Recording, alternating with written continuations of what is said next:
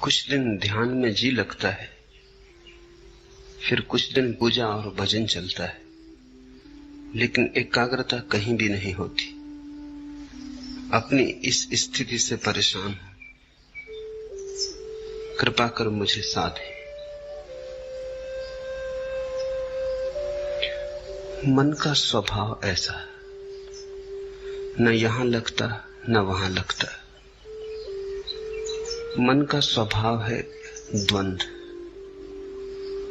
जो करोगे वहीं से उछटा हुआ लगेगा, जहां हो वहां से भागा हुआ रहेगा, जहां नहीं हो वहां का रस जन्मेगा। जो मिला व्यर्थ हो जाता, जो नहीं मिला वे दूर के ढोल बड़े सुहावने लगते। मन के स्वभाव को समझो। न तो ध्यान काम आता न भजन काम आता, मन के स्वभाव को समझना काम आता। मन की ये प्रक्रिया है,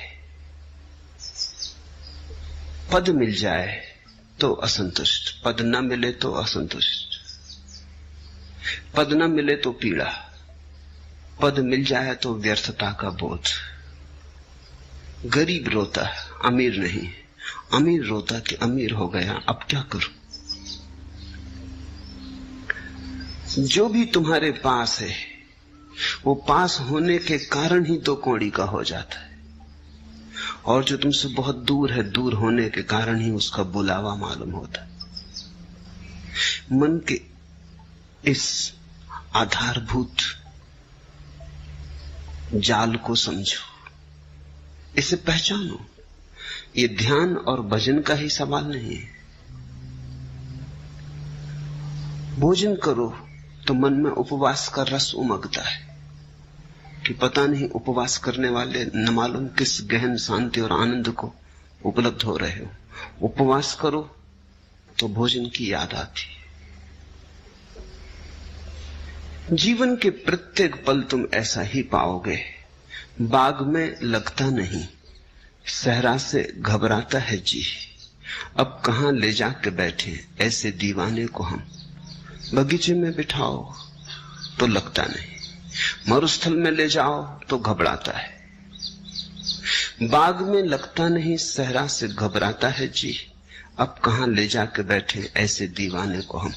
मन एक तरह का पागलपन है, एक तरह की विक्षिप्तता है। मन से मुक्त होना ही मुक्ति है, मन के पार होना ही स्वस्थ होना है। तो पहली तो बात, मन के इस स्वभाव को समझने की कोशिश करो। अक्सर लोग समझने की कम कोशिश करते हैं, छुटकारा पाने की ज्यादा कोशिश करते हैं, और छुटकारा बिना समझे कभी नहीं। तो तुम्हारी आकांक्षा यह होती कैसे झंझट मिटे, लेकिन बिना समझे झंझट मिटी ही नहीं। ना समझी में झंझट है, तो तुम चाहते हो कैसे इस मन से छुटकारा हो, लेकिन पहले इसे पहचानो तो, इससे दोस्ती तो साधो,